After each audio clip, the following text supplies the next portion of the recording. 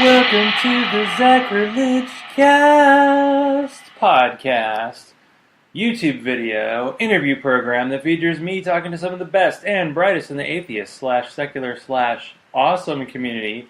This is episode number 153. I recorded the interview live on July 17th, 2018. Thank you to Sharona for being on and sharing her struggles along with how life is looking up.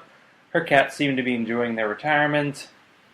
What is it? Long live, going for two is dead, something like that. Anyway, Jeff Prebeg is one of those names I've seen on the Facebooks for a while. I heard he was big in Pittsburgh freethought community, so I thought, why not have on an atheist civilian this week so we could talk about tattoos, how he got that cool bald / beard look, what it's like to protest Joel Osteen, and what is it like to eat a sandwich that has French fries in it. Intermission music. Intermission music. Welcome to the Zachrilege Cast. Jeff Prebeg, how are you doing tonight? I'm doing well. How are you? Doing good. I believe we are have been friends on Facebook for a while, and I've seen you pop up on other people's threads and thought, this guy could be fun to talk to. Cool. Thank you. Hey, Pittsburgh. So Jeff lives in Pittsburgh or around Pittsburgh, and I originally was born there. And then when people ask me about Pittsburgh, I say I moved when I was 6. I don't even remember what part of town we lived in before I moved, but it was Pittsburgh. So, you know. I was born and raised here. I grew up one county southwest, maybe 45-minute drive into the city, and now I live maybe a 10-minute drive into the city. I'm pretty close right now. So you are very much, I guess, plugged into like a local freethought community. How did you kind of get started with the Pittsburgh freethought community? What was it like to get it started, and what's it like to continue going with such a thing when you're meeting people in person, which is weird to me, but whatever you do, whatever floats your boat, go for it. Mm-hmm. It's a decent story. It's around the same time I got started in atheist activism. I've been an atheist for close to now about 17 years. It was really being in high school and having my doubts, and then being in high school when September 11th happened and seeing firsthand how harmful religion can be and what it does. It kind of just shook me to my core that maybe there is no God. So fast forward to about 2 to 3 years ago, I was in a pretty depressive state. I won't say depression, but I was sad. I was lonely. I was holed up in my room all the time, and I needed an outlet. I was an atheist in name. I didn't do anything. I didn't care. I listened to most of my podcasts were comedy or movie-related podcasts, video game podcasts. And I heard on the Penn Jillette show, I've been a lifelong Penn and Teller fan, I heard on his show about an atheist book coming out, Fighting God by David Silverman. And I thought, what the heck, I'll read a book on atheism. I'm an atheist. I was at the First Reason rally, and I go, okay, I'll read it. And just reading the words and the message behind it, it changed my life. It made me the activist I am. I needed to fight, just like was said in the book. And so I just went on to Meetup, and I typed atheist in, and I found this organization that was already in Pittsburgh, and it was hard to join at first because you walk in and it was all just, these people were 60 plus, 60, 50s, and I'm a 30-some-year-old, ready to go, ready to take on the world, and here's these old people who kind of just want to sit around and talk and eat dinner and all this stuff. And I just kind of stuck it out because in the truest sense, I found my passion and I wanted to do something. So I organized stuff and just kept pushing. And just recently we, formed our own 501c3, and we're prepped to do more. Do you consider getting associated with a bigger group, or are you just all right, we're our own local thing? Well, we are the local thing, but we're affiliated with CFI, it's funny, one of our board members is on the board of FFRF. One of our board members is the treasurer for the American Humanist Association. So we're kind of tied into all of the big name national groups. And so we kind of just, do our own thing here, but with all of this input coming around. I'm assistant state director for American Atheists. So we have, a lot of fishing poles in the water here, just knowing what's going on in the country. So is Pittsburgh like an underrated atheist haven? I know there have been some conferences, and there's like the Pennsylvania, like PastaCon, which is in different cities in Pennsylvania. And I feel like other conferences have been there. So is it a sneaky atheist location? I guess every area is sneaky in a way. If I can be honest, it's not terribly. I mean, we have our local group, and that's about it. I would like it to be, and as vocal and as in your face as I am on the internet and stuff, I'm the only one right now trying to find more people. Our attendance at events, 5 to 15 people. Our bigger events, our bigger like lectures and stuff, maybe get 20 to 30 sometimes. It's hard to call it big without knowing how other local. I'd say it's average local. But I'd say, there's a small core of people who want it to grow and want it to be a giant atheist haven, say. Well, it's your haven. And yeah, sometimes it's hard to get speakers and get people to come in. And I feel like the groups I've been to locally have been that kind of size. Yeah, it's like 20 to 30 people, and it depends. And people come in and out, and it's tough online. Now, some of my guests, and definitely at least one of the people in the chat room, are anti-Twitter, but it seems like you're a pro-Twitter guy. Mm-hmm. That was a response to my depression state, as I say. I had a pretty bad breakup in a relationship, and my response to that was not only the atheism thing, but refreshing myself online, so I didn't have any interaction whatsoever. So out of the blue, I just created the anonymous Pit Atheist account and just said, I'm jumping in full force. I'm taking this on. I'm seeing where it goes, and started just talking solely about atheism and atheist related things on Twitter. And then, probably 6-7 months after that, I made a new Facebook account. And yeah, I enjoy all aspects of social media. I run the social media for our local group. That's kind of what I was doing with the Normalize Atheism campaign. I just enjoy, because of how small the local events can be, you need to reach out and you need to see what's going on in different parts of the country and different parts of the world. I mean, I have friends in Scandinavian countries and Canada and all over the place, and it's good to hear what's going on there as well. Puts everything into perspective.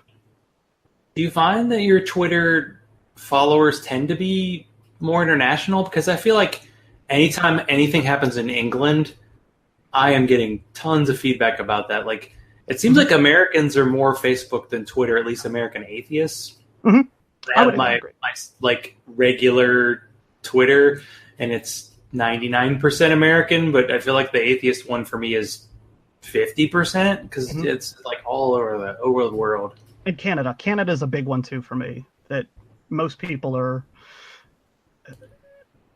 I really don't know what it is, but I would agree with your assessment there that Facebook is very American and Twitter's the rest of the world. Not necessarily anything wrong with that. Like, I don't get excited anymore. Like when I find a new follower, when it comes to like fantasy football, when I find another atheist, and I'm like, oh, cool. It's like, I don't even care where they are. And I actually go, wait a second, this person's in Atlanta? I'm in Atlanta? Huh. Could meet a person in person. That's how I feel when I'm online and I'm talking and something, and someone goes, oh, you're from Pittsburgh. Like during the Stanley Cup Finals, my profile picture is the Penguins or something like that, and someone responds in like the Atheist Republic, "Oh, I'm from Pittsburgh too." I'm like, "Why aren't you coming out to our events?" I'm always in that mode of generating interest in our groups. I'm like, "You're online, come on out." It's hard to get people to get out of their house. That's true. I mean, I would guess since you live outside of Pittsburgh, yeah, getting people to go. Like the group I used to go to was 15 miles away, and it would take a good effort to go and 30 to 45 minutes to drive each way. And it's one of those like momentum things. Like once you're out of the house, you're fine, but then to actually get out of the house, It's just like the current political situation that's going on or that went on. If everyone that was an atheist in Pittsburgh actually went out, our group would be gigantic. But the people that go out, if everyone who said it actually did it, it'd be a lot different. Well, you mentioned that, and this is definitely something I've noticed, is that when you do get together with atheists, it tends to be like 15, 30 minutes of complaining about religion, the kind of stuff that we all have. It's like 101 almost. Mm-hmm. How do you get past that? And do you have like greater goals for your group, like things you want the group to be doing to be either community involved or politically involved? We have a whole committee working on all of that stuff. It's one of those where we have our basic social events of, hey, let's meet up, go to a bar, and there's that. But then we also have ones where it was just, we're going to meet up and have dinner, but with a specific discussion topic in mind. And deviation from that is pretty difficult in those situations. And we do those pretty well, but honestly, I want to get out more. Me and my one friend, we organized a protest when Joel Osteen came to Pittsburgh and spoke at our big arena. And I mean, it seems pretty easy. Joel Osteen, a protest, those go hand in hand. But, 4 or 5 people showed up at this. And I'm like, I know there's more of us out there. Neil deGrasse Tyson comes to our city and he sells out in a matter of minutes. There's more of us out there that care about these issues. So what was it like to protest? Were there like pro Osteen people there? Was there the generic, anytime there's a protest, there has to be the anti-abortion person with like the photoshopped dead baby kind of picture. Like I was at the Women's March, I noticed they like have to be there. Were they there? And did you interact with anybody like going in or coming out of the event? And we were. The venue is like in the middle part of a big block, and we were on a main corner intersection. And that's where we had signs up and we were handing out pamphlets talking about, it was mostly about the money and religion and government, the interaction there. And also it was just about the time that report came out in, I think, New York. The Catholic Church spent like a couple $1 million on it was something to do with the sexual abuse and like trying to shorten I can't think of the legal term, but like you couldn't call it a crime if it's happened so long ago. I can't think of the term right now, but yeah, you know what I'm saying. But like the Catholic Church put money into shortening that, and so that I'm like, this is what your money's going to. When you put your $20 in the collection plate, when you're giving your money to Joel Osteen, he's passing it on to these organizations who probably don't have your interests in mind. And that's kind of what our protest was. And most people just breezed on by. Some people stopped. There wasn't. I got more hate when we did the some of the Pride Parade events and stuff that we've done. From the protesters there than at this event. It was pretty small. Everyone was interested in getting into the event. Statute of limitations. That's what I think you're talking about. Yep, that's it. Yeah, there's a lot of crimes like what happened at Penn State and what happened at Ohio State, and shockingly, the Republicans are defending the guy who probably defended sexual predators. But yeah, I've heard that about. The Catholic Church. Oh boy. Yeah. I don't know if they made Mother Teresa into a saint yet, but like they found out that the group that she started was like selling kids in India, and it's like, selling kids, I'll make a few bucks to pay for the needles that we reuse because we don't care about people getting better. We just let them suffer because it's awesome. And I think that's why stuff like what we're doing right now is important to get that information out there, because the regular church attendees don't even know that. You know what I mean? They don't know that that's what their money's going to. Or they just, oftentimes they see Catholic Church in the newspaper. They don't even read it. They turn a blind eye to it. They don't want to think about it. It's not happening in their small community, but that's not where the money stays, is in their small community. It gets funneled to the greater church. I don't need Google in the chat room like two people said statute limitations before I could Google it. I'm like, yeah, good to know people are listening who are intelligent. Yeah.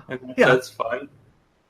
So you didn't have enough to do? You wanted to get involved with normalized atheism? Like, how'd you get involved? Like, I've had Mel Rice on before who was really, really into it. So how's it going? I mean, obviously you got the T-shirt. And I'm going to let you talk so I can turn off. I left my fan on because it's hot in here, but I think it's messing with the sound. So I'm going to go turn it off. Okay. Feel free to fill. I'll be back in like 5 seconds. No problem. That was my, and still is my main interest in this cause. That's what I care. That's what I care the most about, is normalizing atheism. A lot of other people have their pet projects, and I will 100% support them, but making it okay in public to say you're an atheist, to not have that instantly demonized, I think that is one of the basic steps to, political wins. And I think that acceptance has to come first before we even consider, when will we have an atheist president and all that stuff. I mean, if we have people that are afraid to say it in their daily lives, it's not going to happen on a national scale. So that was a thing that I was very passionate about from the beginning of when I joined the atheist movement. That's what featured my license plate. That's what spurred my license plate issue with the state of Pennsylvania as well. And so I think Mel was on another podcast or something, and I responded like, how can I help? Let me know what I can do, because this issue is important to me. And, not too much long after, I was signed on to help them. And you have the T-shirt. I have the T-shirt. I have the hoodie.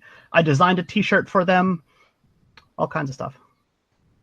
So what happened? You have what is your license plate, and was it a battle to get it in the state of Pennsylvania?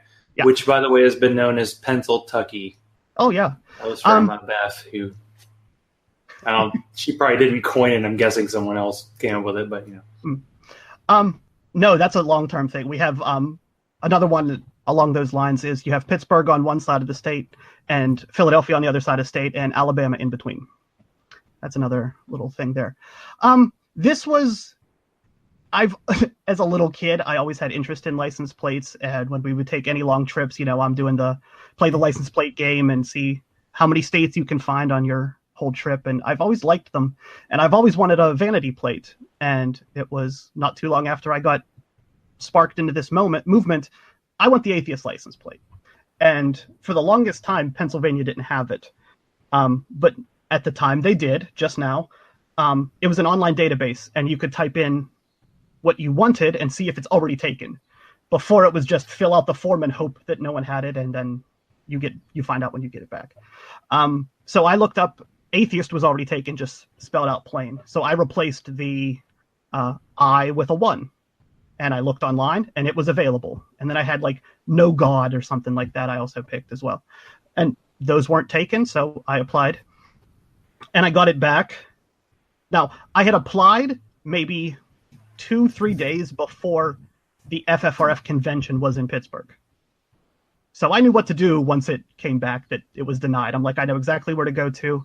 And with my Twitter following, I sent Andrew Seidel a direct message and said, this came up, what do I do? I want to fight this. And he, gave me the link on FFRF, and I filled it out, and he wrote a letter, and the next day the state called back and said, "Oh yeah, this was an employee error, and we didn't mean anything by it, and you'll get your license plate." And yeah, this was after the one of the local papers contacted the DMV as well, because they took up my. It was funny at the time. It was the liberal paper in town didn't say anything, and the conservative paper put me on the front page of the Friday paper about this issue.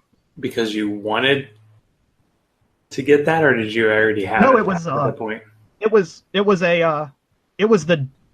I was on the phone finishing up an interview when the DMV contacted me and said I have it. So I didn't have it at the time. They were reporting church-state violation at the time. And they contacted the DMV before that too. Yeah, there's definitely Pennsylvania's. Well, I think it's America in a nutshell in a way, because you have the two big cities in a very rural area. And don't you have your own issue with kind of gerrymandering as well? Oh yeah, I mean that's an ongoing. I think it's ongoing case. Oh, excuse me. That's an ongoing thing going around here. We just had a local special election happen, and the person that won that election will not be in that district next year because of the gerrymander, like the resolution to the gerrymandering, and the guy who lost is the front runner for his district. So yeah, we have it's a I mean, like you said, it's a problem across the country, but it's certainly happening around here too.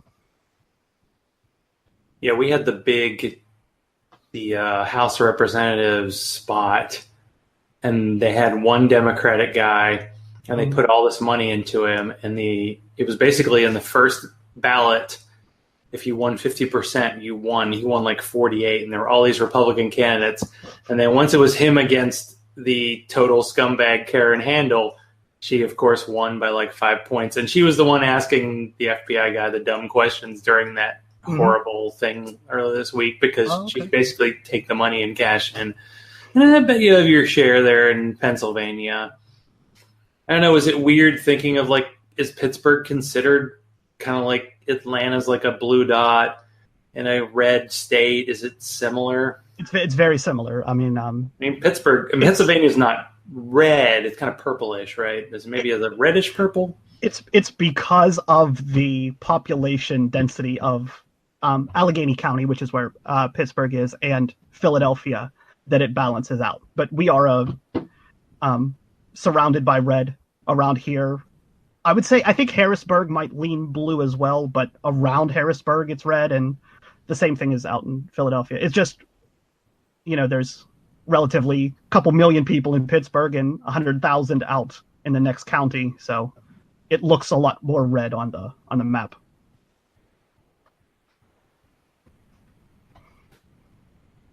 I have like a record number of people in the chat room. It's crazy. Woohoo! I know, exactly. Now you have quality headset, but I have a feeling that's because you are a big time gamer. Yes I am. What are you gaming now? Is it like binge watching on Netflix? I mean, can you play a game for 12 hours and forget that you're there? What's currently your obsession at the moment? As interesting as it sounds, I can go into that a little bit more too. I play World of Warcraft. I've played it since just about the beginning. It's a 12-year been playing this one game. I don't play too much else. I have a couple emulators on my computer to play NES games and SNES games as well, but it's been mostly that or Diablo 3. But going back to your original comment there, I do a charity called Extra Life. We raise money for children's hospitals, and it culminates in a day in November where we play video games for 24 hours and stream it and do all this, promotion to try to raise as much money as possible for the organization. Are you going to, is there one game you're going to play, and are you going to do, I've heard like Twitch is like what people do to like live stream video. Mm-hmm. Are you going to just do like a giant YouTube video of 24 hours of video gaming? I did it last year all on Twitch. What I did was I created a brand new World of Warcraft character, and I played it for 24 hours to see how high I could get it up there. And I'll probably, without going too much into detail, with the new expansion coming out in August, I'll probably just be playing my main character for 24 hours. And it's very similar to this. I mean, I don't know what the YouTube screen looks like, but I'm looking at a giant screen of you, and there's a little picture of me in the bottom corner, and that's kind of what you see on Twitch. Is you see the game. If you go to my page, you would see me playing the game and me in the corner, and I'll be talking to people and, you know, doing a better job of looking at chat and answering questions and stuff. But yeah, you know, last year I went to bed early. I went to bed as soon as I got home from work, and woke up at about 11:30 and just went for it. And you have people all over the country doing this, so you're kind of spurred on by them as well, and people popping into your chat room and saying, "Hey, good luck and thanks for doing this," and all that. And yeah, I'm trying to raise the goal this year is $1,000 because they give out gold medals if you raise $1,000 for. And the cool thing is it's a local charity. So this is going to Children's Hospital of Pittsburgh, and if you signed up, you could get your local Children's Hospital wherever you are. But have you made a bet about how much money you're going to raise this year? And what is that bet? And it seems crazier than any bet I've ever made. I went with I think it was $200. If you raise $200, you get a T-shirt, and $500 gets you a silver medal. 1,000 gets you a gold. And I said if I raised $500, I would get the Extra Life logo as a tattoo.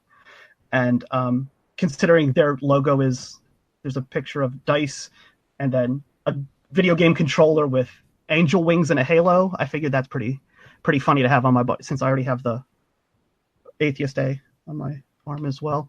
Do you say "but" as in that's where you're going to get it, or are you actually I have a location? I have my place on my right like calf ankle area. That's where I'm going to get it. But I have 11 tattoos now, so saying I'm going to get another one's not a big deal. Kind of feeds the addiction. This can be a tough question to ask someone who has a child or a pet. So do you have a favorite tattoo of them all, or is there a favorite, maybe a story behind? I mean, I saw the Atheist A, but feel free to I mean, I can run whatever down, you want. I can run down all of them. I have a Doctor Who symbol, which I got at a convention. I went to a tattoo convention wearing my Doctor Who scarf, and someone said something like, "Hey, I like the scarf and excited about the new season and all that." And we got to talking, and I ended up with a Doctor Who tattoo. This one here is it's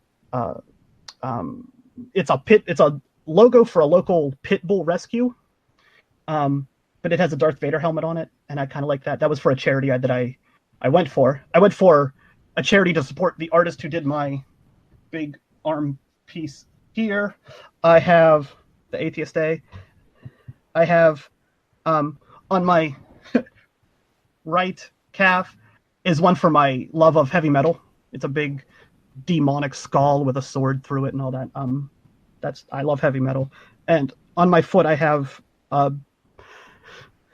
like a Bible chapter and verse, Leviticus 19:28, which is don't get tattooed, like thou shalt not have tattoos. So I had to have that one. I feel like I've seen people with tattoos from Leviticus, and it's like, you're in the right book, but you're in the wrong part. Yeah, there's so many people that have. I mean, I've literally, but some do. The anti-gay one. That's I saw someone that had that chapter, like the chapter verse, and then the words on their arm, and I'm like, keep reading, and that's illegal too. Yeah, if you go to Leviticus, they probably say video games are illegal, but not probably. Anything that's entertainment. Okay, now I stood in line one time to get the Nintendo Classic, and I actually was like 3 people short, and I just had a coworker who happened to buy an extra one, so I have it. Mm-hmm.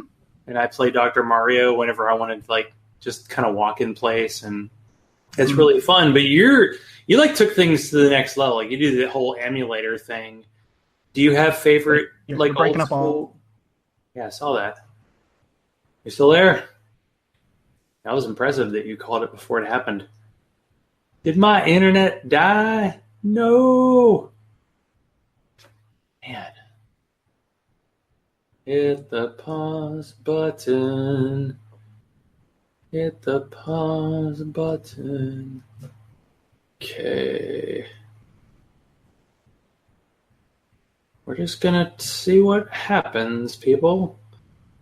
This part might be cut out for content.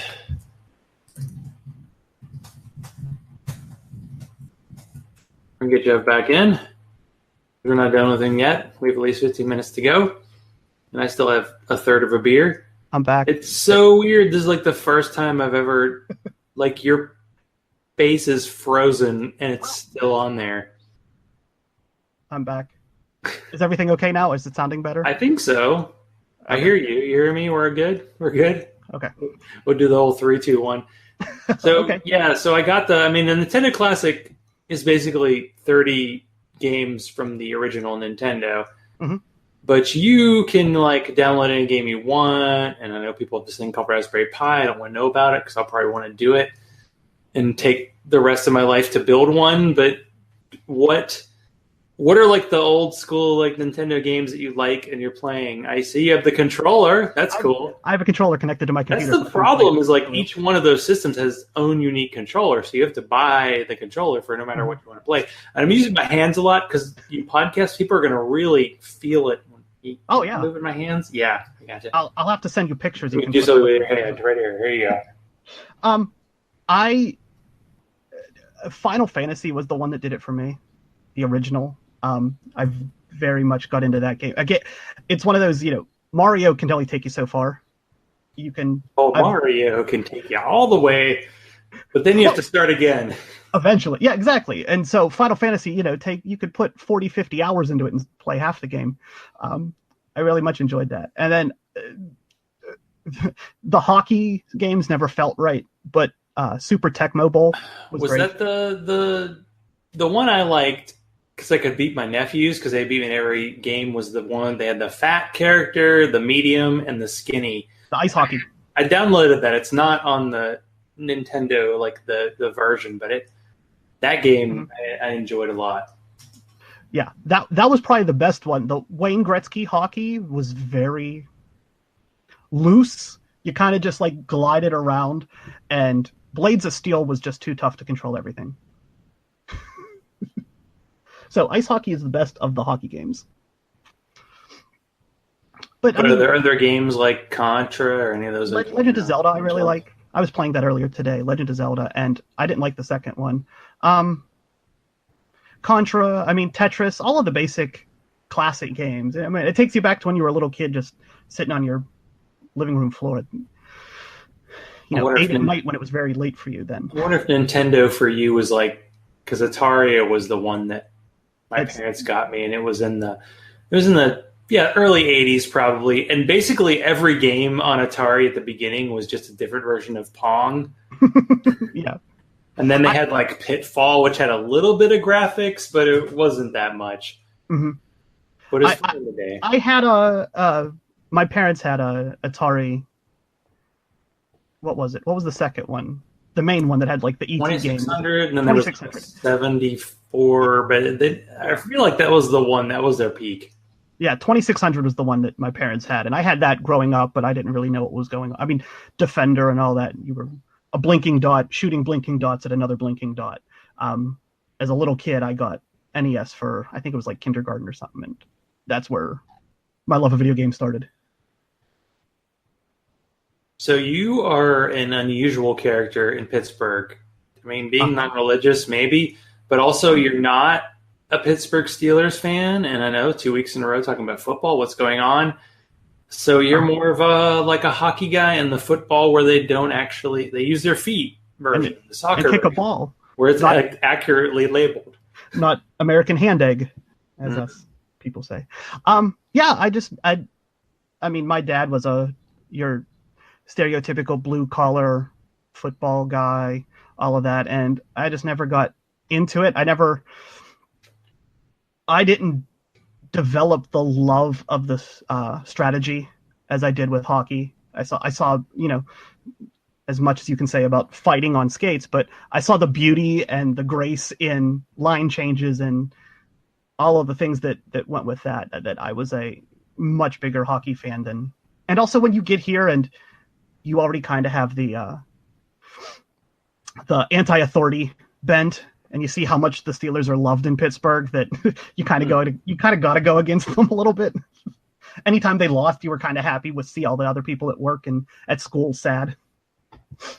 So did you like the Batman movie where they basically blew up the Pittsburgh Stadium? I was there at the filming.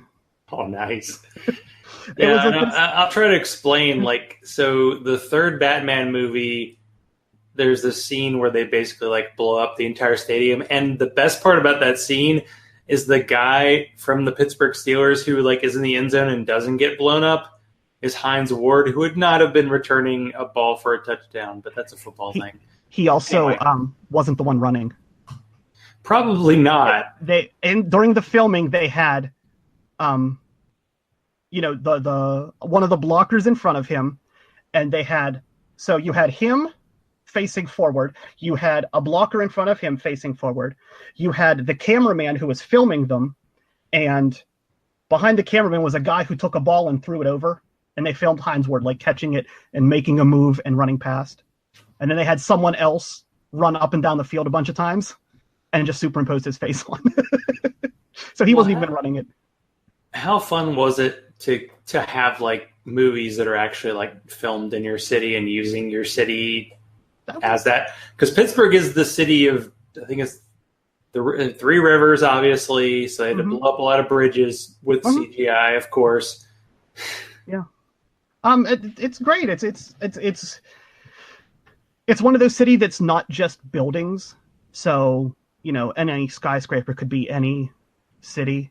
But when you see the Three Rivers, you know it's Pittsburgh. And before the current arena, the Civic Arena was a big dome. So you could point it out, and it was pretty great. It's pretty great to see it. And like I said, I was at that filming, so it was pretty special to have them there. Except for it being August when they filmed, and I had to wear a winter coat. Yeah, that's the way it goes. The magic of film. I came up one year for the Tennessee Titans at the Steelers, and I couldn't get a ticket to the game, so I watched the game because the Pirates, the baseball team, their stadium's like right across the street. Mm-hmm. So we just watched it from there, and that was kind of fun. I just think because Atlanta's such a big film city, like all of the Marvel movies are filmed here. Mm-hmm. So Black Panther, when we went to go see it, there's a scene where they're at the London History Museum. It's the High Museum in Atlanta. So everybody in the crowd, that was the biggest reaction. We all laughed like, "Oh yeah, that's in Atlanta, by the way."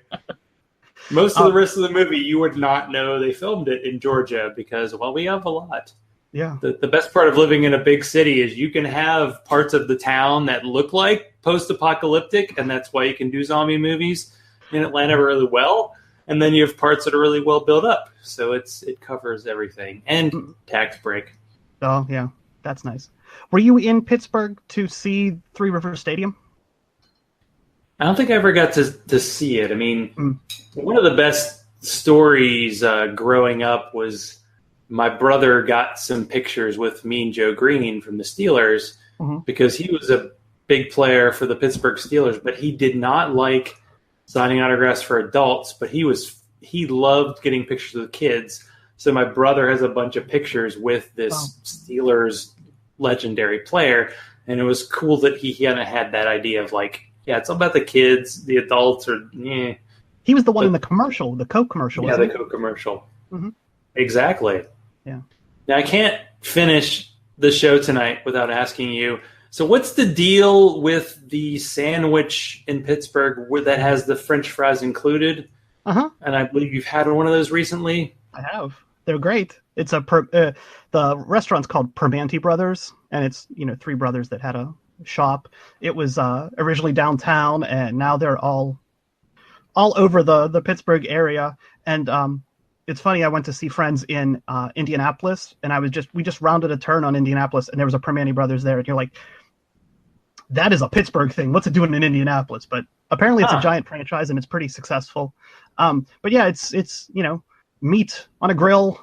It's usually meat. They make. Is there a vegetarian version? There are vegetarian versions. You make a joke about Pittsburgh being meat and potatoes kind of town, but there are vegetarians there too.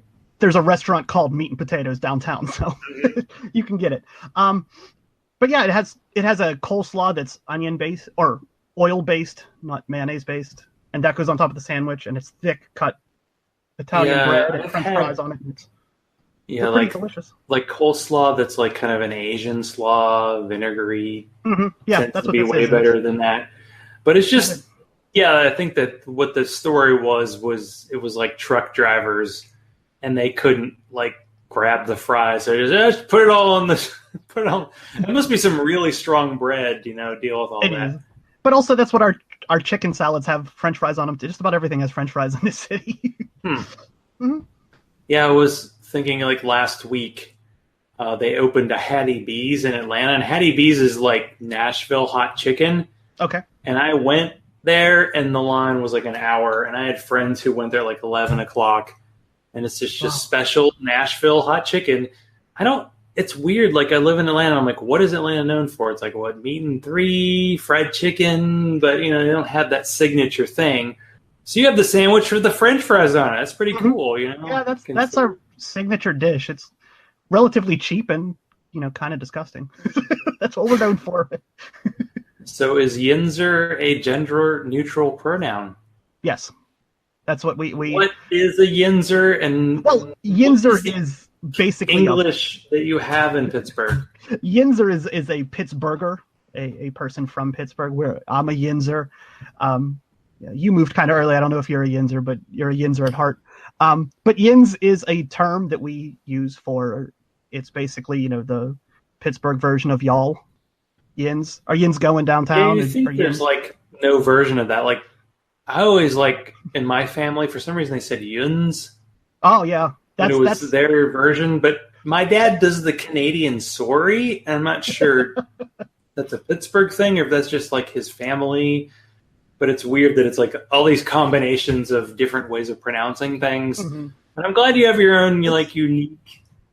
Pittsburgh's very a immigrant town as well. I mean, we have the Irish and the German and the Polish, and I mean it just kind of all. I mean, it is segregated, and you can go to Polish Hill, and there's Germantown, and all of this stuff. But I mean, it's pretty collective around here, and that's where all of that stuff. It's very lazy talking. I never developed that. I have a ton of people that say I never developed that accent. I know you don't really sound downtown like you have the accent, but the accent when you hear it, it's really like over the top. It's like a bad New York movie accent. Downtown, it's like anytime there's a southern accent in a movie, my wife's like covering her ears because it's so bad. So the stereotypical. I don't know if you know like Dave Damashek, who does. He's in like LA. He kind of has it. Yes. I don't know if he overdoes it. He plays it up a little bit on the air. Yeah, it might be the case. Yeah. Nobody really talks like that. Well, some do. He had one of the best stories about being at the Super Bowl when he asked. I remember on one of the podcasts I listened to, he said, he went up and on the serious media day at the Super Bowl, he asked if it was a must-win game to one of the coaches, and they kind of just looked at him for a little bit. I love that story. I'm a fan of Dave. Big Penguin fan as well. Yeah, and he does a cool series, NFL, where he does like what if scenarios. I'm all about alternate history. But does he do the fruit of the year as well? I have to ask now. You're not a stereotypical person because you're an atheist, but you are an atheist who's a white dude who has a beard and he's bald. What's the story with the bald? So I've been a lifelong person that doesn't terribly care what other people think of me. So when someone says, "Hey, do you want to do this?" I'm like, "Sure." It doesn't. Like I said, $500. If I raise $500, I get a tattoo. Not another thought about it. I was in a theater group. We did local theater. Nothing major, but my director came up and said, "I need you to shave your head for a role. Will you do it?" And I just looked at him and I said, "Sure, I'll shave my head." And I never had shaved head. I never really was thinning up top or anything of that nature. I was like 22 to 24, somewhere around there. And I was I played Nosferatu in a play. We all did monologues, and without going too much into it, I was saying that Bram Stoker stole the story of Dracula from my life, as opposed to the real life. Nosferatu is they tried to get the rights to Dracula, and they said Stoker's family said no, and so he just changed the name. But yeah, I shaved my head for that, and it was different, and it felt weird, and when my hair started to grow back, most of it didn't, so I just kept it shaved since then. And it's kind of hot now, so I just keep the goatee. It's kind of hot to just let the giant full beard grow, and I work outside in this terrible heat and humidity, so shaved head and beard, and goatee rather. So we have, of course, two more technically questions. Of course, being the atheist who's bald with the beard, what are your cats' names? Jojo, who came with he came with that name, and Jessica, after my favorite movie in the world, Who Framed Roger Rabbit. Nice. A 2-cat person myself, and they're outside and they care not about me. That's how mine are. Now, Jeannie was nice enough to preempt, because I always forget to ask my guests because I'm weird. I'm especially mind dead this week. But do you have a joke to share? I don't to find that joke thing, but this is all about you. What you got? I have a ton. I feel like you can say what you want. So comedy's very important to me. I don't think we've cursed this whole show. So you're open. Say what you want. Change. This is kind of a curse-free joke, but anyway. So I wanted to keep it in theme of the Pittsburgh thing. Play that up a little bit. So this is a story about a little penguin, and he's out of town. He's driving through Arizona, and he has a problem with his car. He notices the car has a problem, so he stops at the first gas station he sees, takes it in, and asks, can you look at my car? I don't know what the problem is. And being a penguin in Arizona in the summer, he is kind of sweltering, so he stops at a local ice cream shop and gets a big bowl of vanilla ice cream, and he's just lapping it up, and he's going crazy, and he's a penguin, and he has flippers, so, what else can he do?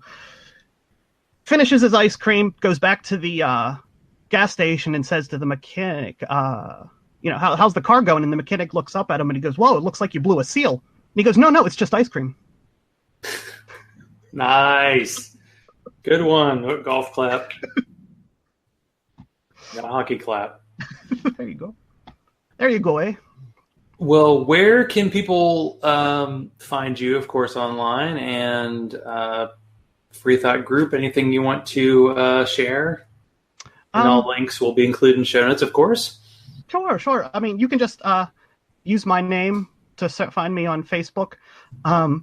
My old account should be deleted, so the only one you'll find me, I'm wearing sunglasses, and the Extra Life logo is in the picture there. My Twitter handle is Pit Atheist, Pitt Atheist. I have a very unused blog at the time at pitatheist.com, but that has my story, a giant version of my story about the license plate, if anyone's interested there. And the group is the Pittsburgh Freethought Community, pittsburghfreethoughtcommunity.com. We're on Facebook and Twitter and all that. Well, hopefully I'll have an excuse to get up to Pittsburgh, because they have that brewery in town that used to be a church, which is a very nice location. It's a little iffy about getting a bus after the fact, but it's a very nice place. You let me know and I'll drive you. We'll go have a beer in the atheist car. I know Pittsburgh is the place to be, because Jim Dobler is from there as well. I know every time he has a chance, he gets up there. Oh, cool. Well, thank you, Jeff, for being on. It's been a lot of fun. And you're quite welcome. I guess we'll let you get to your gaming and your cigar after the fact. I appreciate you having me. Very nice. Thank you. Cool. Bye. Intermission music. You live read. YouTube can be okay if you know where to look. Thanks to binge listening to some Kevin Logan, I caught an interview he did with Contrapoints, and I checked out her video on Jordan Peterson. It's an actual video with production quality and everything. You'll never look at milk the same way again, I'll just tell you that right now. That's your content warning. It's a deconstruction on what Peterson says and an actual look at what Marxism and postmodernism are, and there are little funny asides that are needed when talking about something that everyone's talking about. And by the way, don't have an out-of-date comment, but the Christian dude I mentioned 2 episodes ago is back. Can I have a civil dialogue with a person who has the privilege to ask me to be civil without being self-conscious about it? Find out next week. If you want to support the show, be like Bobby, Hugh, Teody, Larry, Daryl, and the other Daryl, and go to patreon.com/Zachrilege, Zachrilege. Follow me on Twitter, like the Zachrilege Cast page on Facebook, and send all hate mail to zachrilege.cast@gmail.com. Thank you to Jeff Prebeg for being on.